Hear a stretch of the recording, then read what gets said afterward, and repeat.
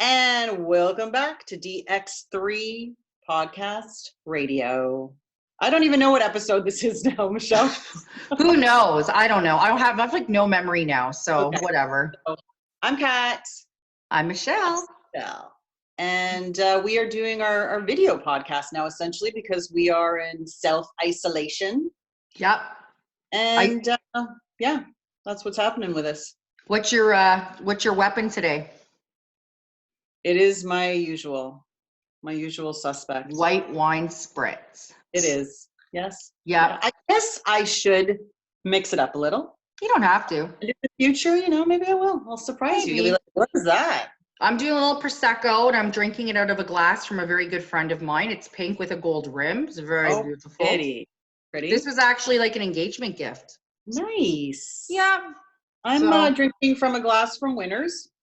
It's ginormous, as you can see. Yep. I like big glasses and big mugs. And big men. Big. So anyway. So yeah, that's what's shaking. How was the week? The week has been pretty good this week. And that's nice to say because I was really kind of feeling last week. Yeah. But this week, and the weather hasn't been great, but still I've been feeling pretty good. I've stuck to my exercise routine all week. And I've re-entered grade 5 to help my son. He wasn't around last week. So this week we've been tackling schoolwork. Nice. And yeah, doing some baking, some cooking, and it's been a good week. Good. Well, I've been in grade 2 this week. I have not been working out, but I did nail the Canada's Wonderland funnel cake recipe. I saw that. Yep. So of course I had to brag, and I had to put it all over my personal social media because let's face it, I'm pretty impressed with myself, and my phone has not stopped ringing off the hook because now everybody wants to know my little tips and tricks because I'm sort of the guinea pig who did it.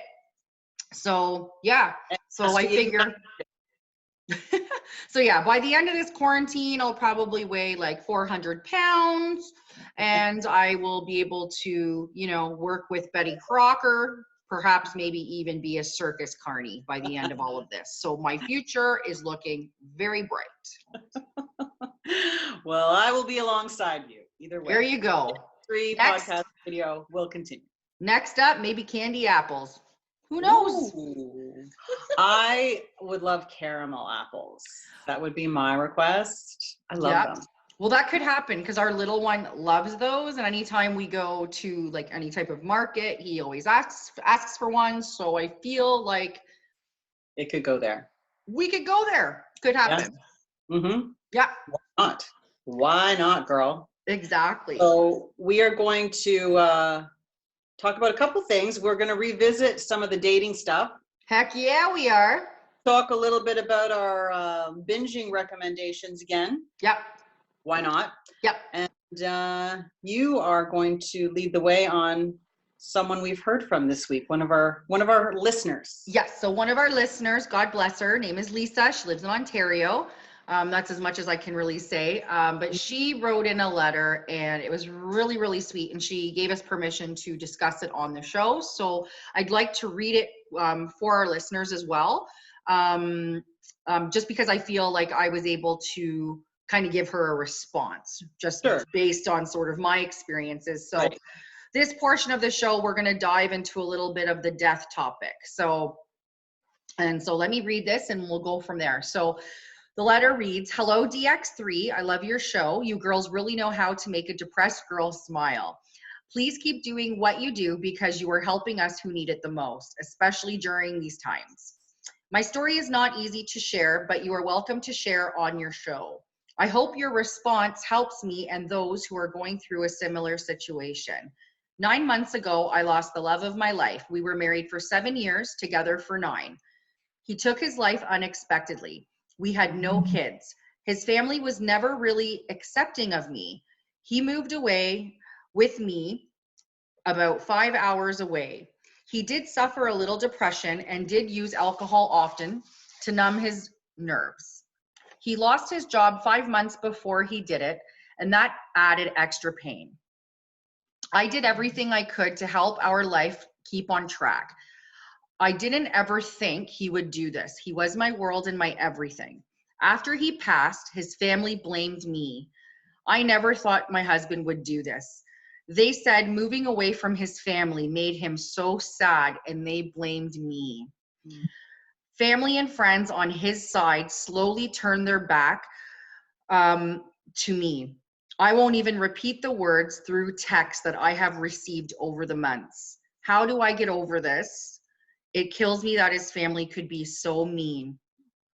Love your listener, Lisa in Ontario.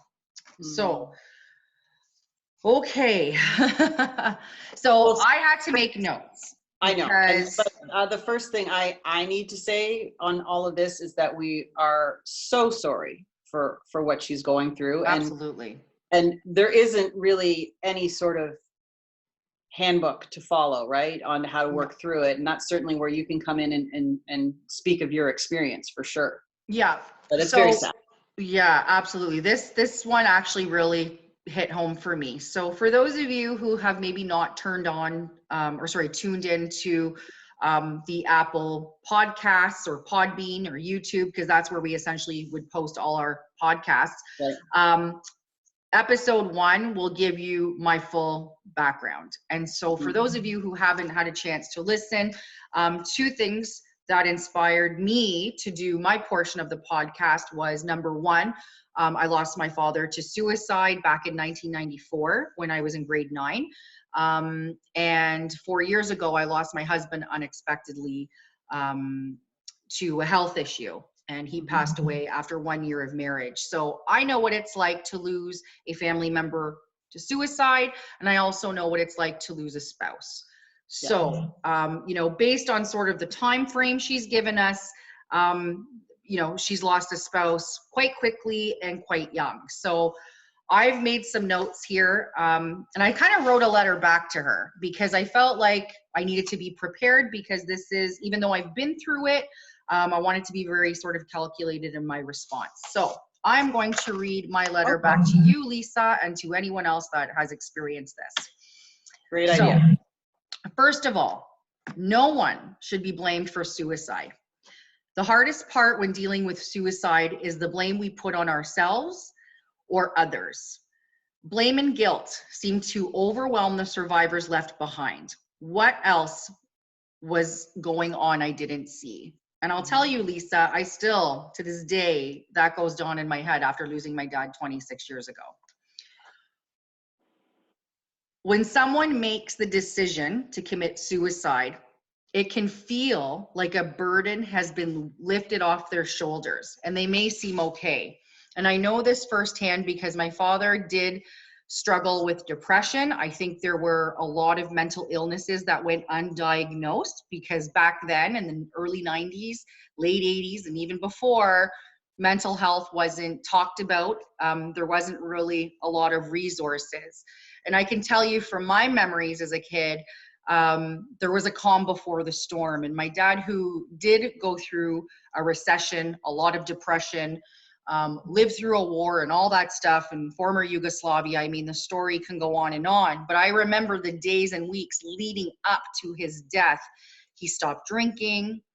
My memories of him were a lot lighter. He seemed happier. He seemed more relaxed. And honestly, I remember thinking at that time, wow, like dad's really changing. Like, this is pretty amazing. And he took his life the day after Easter weekend. We had Easter family dinner. He saw his grandchildren. He saw his other 2 daughters, my sisters that were, married at the time. One was pregnant with her first child, which would have been his first grandson. And he had 3 granddaughters. And we had just sat down and had a meal at my sister's the day before. And he was great. And I don't even think from my memory, I don't even think he had a stitch of alcohol that day. So calm before the storm. So I do feel that when people who are, they know they're going to do it, they feel relieved, because whatever's going on upstairs, they know there's the light at the end of the tunnel. Sometimes they leave a note and sometimes they don't. We didn't have one. And like you and many other people who may or may not have had a note, you're going to live the rest of your life with a lot of unanswered questions. His parents' issues, I'm going to say, I believe their issues are within themselves. You mentioned that they didn't like that their son moved 5 hours away to be with you, away from them. That's their issue. And now that he's gone, they're going to continue in their own minds, for whatever reason, to cast that on you. But you need to know that it's not you. It's them. And maybe there's something that happened earlier on in his life that you may or may not know, where they feel guilt and they feel pain, and they're just looking to throw that on you. And I'll tell you this, they lost their son, and no parent ever wants to lose their child, whether they're young or old. I look at my in-laws, they're a prime example. My husband was in his late 30s when he passed. So they're inflicting their pain on you. And you need to be easy on yourself, because your loss is different as well. You lost the love of your life, the person that you were building your life with. And I understand that pain too. I have a very good relationship with my in-laws, but I think I can say that there were people on both ends or both sides who had their opinions or made their judgments of maybe how I acted in the months to come. Too bad. It's your life, and you got to do what makes you happy, as long as it's safe and it's healthy. What I suggest for you is therapy, and a lot of it weekly. And no, not by any means are Kat and I professionals. We're just professionally, we're professionally patients of therapy, however I can say it. You need to journal. You need to journal day, night. When you can't sleep and your head's running, keep a journal by your bed and just write everything. Get it down on paper. It doesn't matter what time of day. Always keep a journal in your purse. Keep it everywhere you go. Even if it's just like a quick thought, get it out. That's what's going to start the process of healing. Talk to those who care about you, your family. Focus on them, your friends, and the people that are showing you support. Don't give all your energy to his side of the family. You can't fix them. You probably never will. I would also suggest joining online forums, especially now during the pandemic, because let's face it, you can do video and phone sessions with a professional therapist, no problem. However, you need to talk to people and connect with people who have gone through what you're going through. So I'm going to suggest you get online on Facebook or whatever social media platform, and I want you to get into groups of widows. I want you to get on groups with suicide, victims of suicide, people that were left behind. Get into those two groups, start talking, because these people talk 24/7, 365, nonstop. And you're going to relate to people who have been through what you've been through, and you're going to see that you are not alone. And in fact, you will probably grow friendships. You might even find people in your area. And once we are free from our cages of this pandemic, you may be able to start relationships from those groups. The other point is get outside, go for a walk, go for a run, obviously using social distancing in these times. If you can hop on your YouTube, TV, whatever it is, do yoga, try meditation. All these resources are available for free right now, all over the world through this beautiful thing called the World Wide Web. Do as best as you can, eat healthy. Well, make a funnel cake if that makes you happy. Okay, I gotta take my advice there. And read good books. And if I can suggest one, I've talked about this. If you want to scroll back, Lisa, I don't know if you've listened to our episode on spirituality, but you should, and anyone else who's going through this pain, go back to our podcast on Apple, YouTube, Podbean, and look for the spirituality podcast. That will help you. I talk about a doctor called Dr. Brian L. Weiss, W-E-I-S-S. He writes a book called Many Lives, Many Masters, and many more. Read it. Reconnect with your loved one who's passed, because I believe that you can still have a relationship with that person on the other side spiritually. So that is my letter to you, my suggestion for you. I am in no way, shape, or form a professional. I have just been trained by many with no certificate, and I still, to this day, go to therapy. So That's what I have for you, Lisa. And I thank you for sharing your story. And I hope that those suggestions help you and bring you and anyone else watching today's episode some light and some warmth and some comfort. So that's what I have. I agree with you 150%. Everything was spot on. And, Thank you. you know, I do think it's so sad when, you know, you're going through such a traumatic experience and you're not feeling the support. So Yes. I think it's wonderful that you've given her so many examples of what's out there. And she really needs to think about that, because For sure. that's really how you are going to move through the pain. You know, you have to talk about it. You got to put it out to make it right, you know? Yeah. And You know, you can't I blame do read anyone. stuff like, oh, sorry, go on. Sorry. Right. I mean, you can't, you know, from her in-laws blaming. I mean, you can't play a blame game with suicide. No. You know, it is an absolute personal choice. I lost an ex to suicide. Yes. It was not a surprise because he was suffering so much from mental health issues. He was just so depressed, and he had tried so many things, and he took his life in 1994 as well. And again, it was a different time, you know, where they weren't offering the same things, I guess, really, that they do now. So I think it is, and even though we are, you know, in self-isolation, you're right. I mean, you can totally get help online nevertheless, and you can get counseling over the phone. So in Canada, at least, we've worked very hard at that right now, I think, offering those services continually. I know too, I just wanted, we always need to put this out though, crisis services in Canada is the hotline that you would call if you're feeling down and feeling suicidal. But they are telling us though that because of the heavy internet usage right now with, you know, all of Canada, that they really want you to call, you know, pick up that phone. You got to do it old school. You got to dial the digits. Nothing wrong with that. And nothing wrong with that at all. So, and I think it's easier because some people it is a very mental health and like all these topics are so there is a bit of a stigma, and there's a shame, there's embarrassment. So the old school way, you don't have to go face to face. No, you can kind of hide behind that phone, still have those conversations. So I think it's an easier way to kind of tiptoe into it. And then eventually, you know, you could build your way up to when things get a little bit more relaxed with the pandemic and, you know, life slowly gets back to normal. You can get more personal. But yeah, I mean, dialing up, I think that's the best tippy toe way to get into it anyway. So that's the first step. The first step is just owning the fact that maybe I need some help here. Maybe I really need to talk to somebody, and that's cool. And so their number is 1-833-456-4566. Well, you know what, Kath, we will, I'll post that today when we post our sessions on YouTube and Facebook. We'll definitely stick that number right there just in case you or anyone needs to talk. We'll make it available for anyone listening today who thinks they can pass that on for sure. So perfect. Good stuff.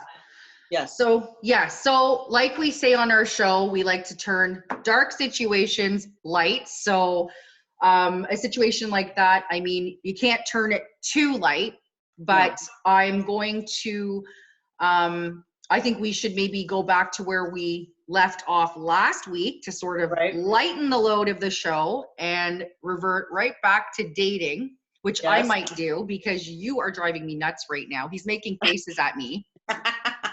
So we might be working on my profile. Oh my God. Okay. I can't even. Like we just had an 8-year-old leave, and apparently like another one has walked in the door. I live with 2 8-year-olds apparently.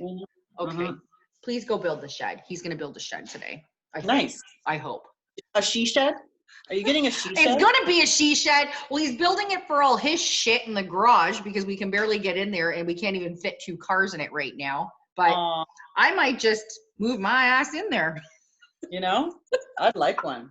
I would. I know. I have a single car garage, and it's basically my storage. I'll never be able to put my car in there. Oh no, we have it's just, I might just move in the garage. I might be good with that. We'll see. Yeah, might as well, right? This little she shed, I'm like thinking, just leave your shit in the garage. I'll just put a mattress in there and whatevs. Well, it's nice. We'll put a little studio out there and have a We little could. little bar. Listen, I could put like 1,000 she sheds out here. We got a lot of space back Dude, here. So he might just be making me another one somewhere. Maybe, yeah, you could have a he and a she shed. That would be great. I'm all good with that. All right, we'll map it out.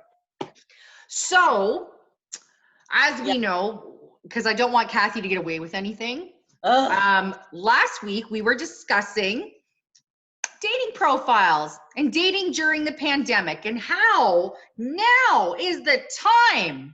This is the time. I need to hold my Prosecco. This is the time to be out there and making these dating profiles and taking your time, slow and steady, getting to know these individuals out there that are just looking and waiting to start a relationship with you, because you can't go out on a date. However, you can chitty chat and video chat and do whatever you want to do chat. So this is a good time to really get to know people.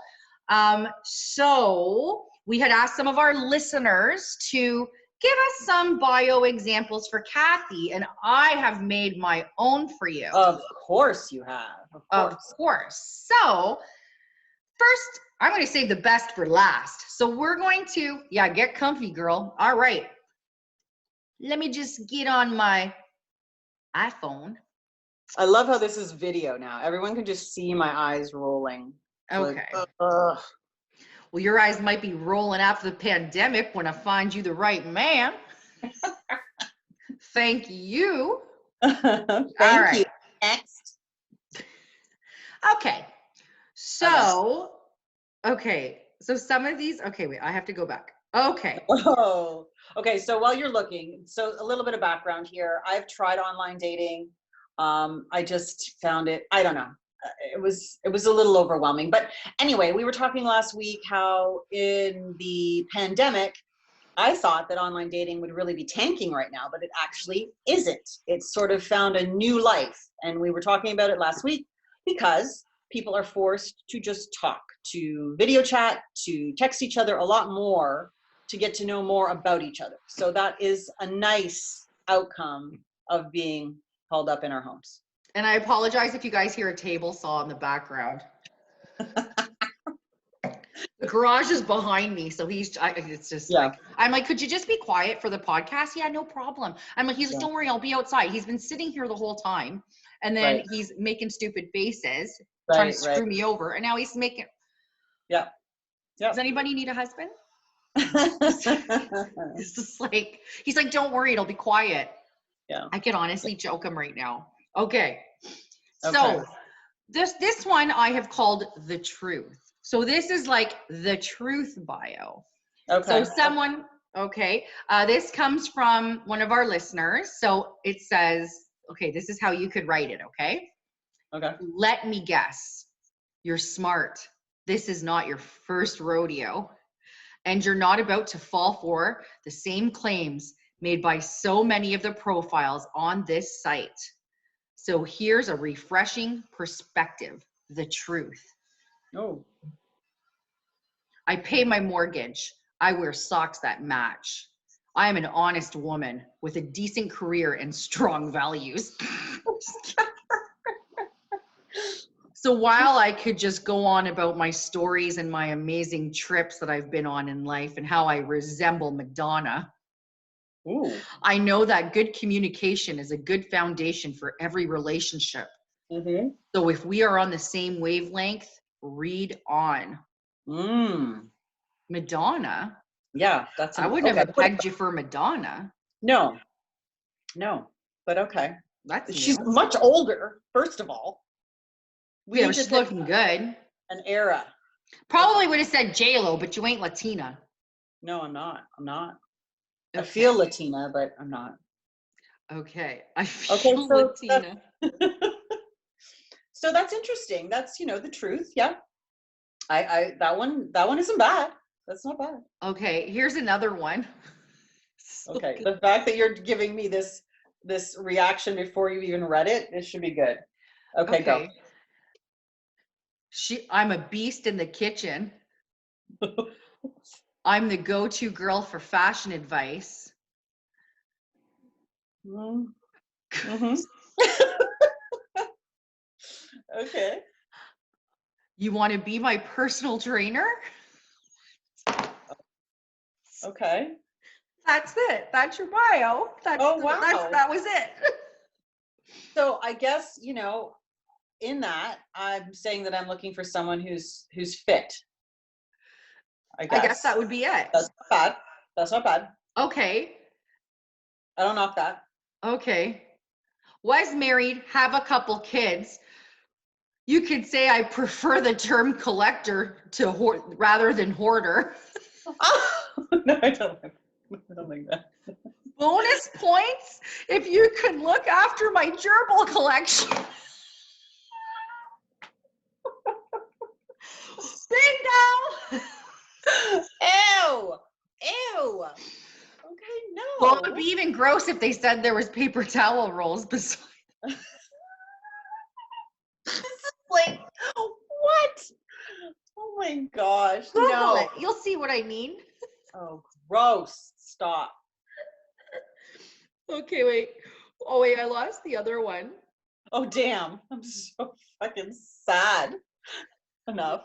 What's yours? What's yours? I don't even want, I'm just give it to me. I've been drinking. Oh, I can't wait. Go. Come on. Kathy's dating profile bio. By Michelle. By Michelle. Go. Yeah. A 40-something vixen who enjoys late-night chats with a wine spritz buzz. I also enjoy hypoallergenic puppies with a maximum growth weight of 15 pounds. Casual or fine dining. Trips to the Caribbean or Muskoka. I am looking for a partner who works and plays hard. If you are a borderline sex addict, I'm willing to give it a go. Mic drop. That was very good, Michelle. I'm very proud of you. Guys, call me. $20 a pop. I'll have them crawling at your profile door. Oh my God. I see a future business here. It's not all bacon and carnivals, kids. I can write dating profiles too. You sure can. Entrepreneur. That was impressive. Tattooed on my forehead. This is the thing. We talked about this a while back, how, we really should start the business, particularly for the boys, giving them the tips and tricks of their picture profiles. And of course, your ability to write up a nice, little ditty about them, because obviously a lot of the pictures just, oh, guys, like you shouldn't have posted them. No, like they needed a friend to just sort of weed through those, Yeah. It's tough. It's a tough gig. I'm sorry, guys. I'm just being honest, and I'm an honest person. But yeah, we don't need to see you with your shirt off. We just, there's a lot, but we talked about that in our dating episode. We did. Yeah. But anyway, that was great. Yes. Good job. I love it. That was funny. So there you go. That actually could be the winner. Don't say I don't do anything for you. I know. I just thought it was maybe going to be really, really dirty, or I don't know what. I didn't know. I don't know with you. You're a wild card. You can be conservative or you can be crazy, and more times it's crazy. So that was just a nice little mix. That was a nice. I go a little easy on my girl during these hard times. I appreciate that. You're very welcome. But that's just a rough draft. Oh. Maybe after the bottle of this puppy, we'll get a little more frisky. Yeah. You add to that, and we'll see. What happens. I got nothing but time, girl. I know, you and me both. Difference is you're more interested in doing this for me than I am, so I love it. That's okay. Go for it. I'll be the MC at your wedding. Yeah, I remember the last time I did a profile, Michelle looked at my picture. She's like, "Oh, we need to redo these." I'm like, what is wrong with my pictures? That was not nice, by the way. We should just get a pack of chiclets and stick them here and just be like, whatever. Like, hi, my name is Kathy. I really enjoy oral sex. Oh my God, stop. Oh, did I say that? You did. Mm. No, I did not think my pictures were bad at all. They were awesome. Then there was Michelle. She's like, oh, we need to redo these. She apparently, I needed glamour shots, courtesy of Michelle. So. Listen. Okay. Yeah. Mine now I'm thinking, now the wheels are cranking. Here's the thing.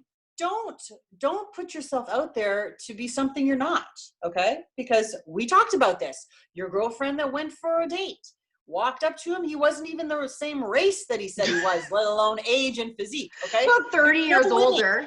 He's probably 30 years older.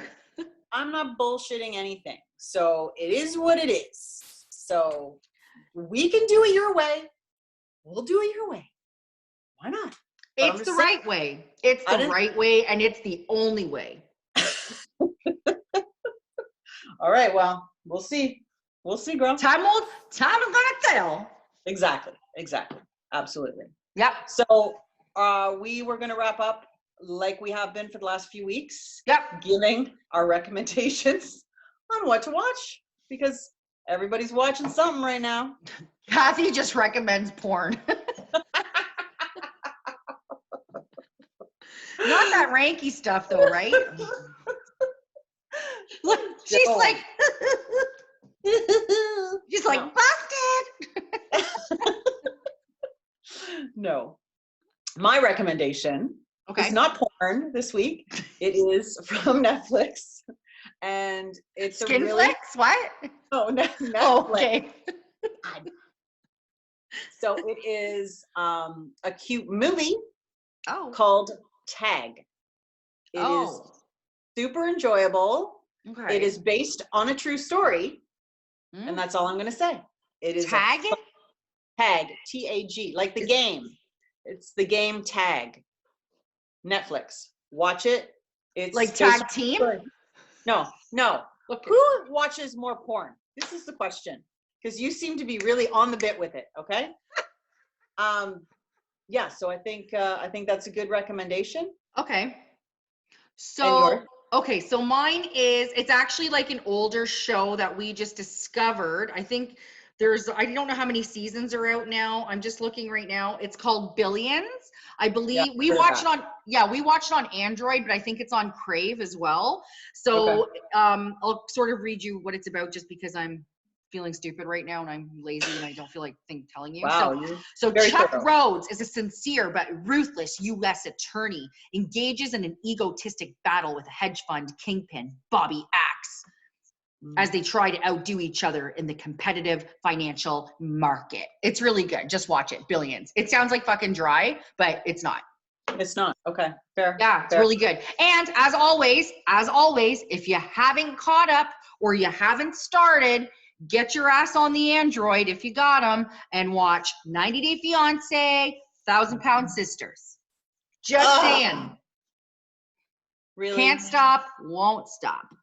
Oh, and no, don't forget, you love Dr. Pimple Popper. Oh, Dr. Pimple Popper, and my feet are killing me. Yeah, so gross. Try it.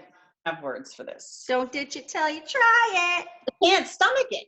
I mean, I can't either, but I started to get immune to it. So let me say this. God bless the doctors that are helping the 1,000 Pound Sisters, that are helping people with their feet and their big lumps. They like cut into their toes and shit and make one toe into two. It's crazy. I support their endeavors. Congratulations. You're helping people and I love it. Like I told you, I relate. And even like my 600 pound life, I'll tell you, I woke up this morning, there is a bag of chips sealed that have been opened and resealed in my nightstand. Okay. Just putting it out there. You might see the next 1,000 Pound Sister. We're gonna be driving you to Dallas. Yeah. You'll have to buy a minivan and you're gonna have to take the back seat out. So I'll just need a little yoga mat to sit on. Stop. Listen. That's actually what happens in the show. People have an addiction and that doctor is helping them and it's wonderful. I can watch my 600 pound life. I have watched that more, but the Dr. Pimple and the feet thing, I just, God bless them, I just can't stomach it. That's all. Like, that's why I could not be in the medical world, because I can't stomach that stuff. So we'll see what happens, because I got my wisdom teeth out and you were the person that had to pick me up because Dave was working when I was drugged. Yeah. So I'm just saying this. I have video. You have video. Uh-huh. But I'm just saying I've almost killed a box of Costco ice cream sandwiches. Okay. This week. Okay. We could be going to Texas. Very soon. Girl, you need to chill. Seriously. Costco are big boxes. These are not like your supermarket boxes. This is like, what, a pack of 30? Give or take. Okay. All right, girl. Go eat some broccoli and just, just meditate and just calm yourself, okay? Let's just take Lisa's advice. I need to take Lisa's advice. I'm like, girl, you need to like get out in the sunshine. You need to eat healthy. Yeah, but Michelle goes out to get fresh air. She goes on a 4-hour walk. It's like, of course, you're killing yourself. Like, let's start slow. Let's go for a half-hour walk, not a 4 hour. As I said, we are not trained professionals. Right. We are professionally trained. Right. Sometimes. Yeah. Correct. Oh my goodness. Well, girl, I think I'm going to head out because I feel like something's happening in there and it's going to get real friggin' loud soon. All right. I get it. Okay. All right. It's been a fun one. We will chat again next week. And our listeners, keep sending in your emails and let us know what you need from us. We'll do what we can. Absolutely. All right. All we can. I'm going to head to the liquor store before there's a big lineup. Yeah, apparently there was a huge one near us. So gets to step in, girl. Okay, I got to go. Okay. Bye. All right. Have a good weekend. Love you. Yes. Bye.